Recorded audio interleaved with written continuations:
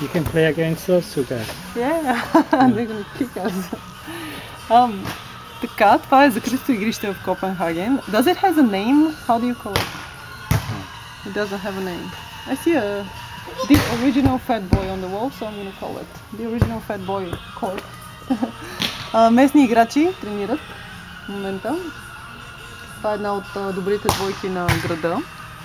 И както виждате има 4 игрища подредени в перфектно състояние пясък, които се играят турнири. Всъщност тук слагат две игрища. You said that on a tournament, when there is a tournament, you put only 2 courts, so there is more space No, that's around. only for me. Only you do it. Okay.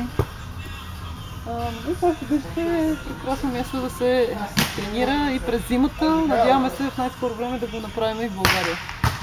Искаш ли да се разходиш от това? Аз го снимах, то се вижда от всякъде. Да, снимай.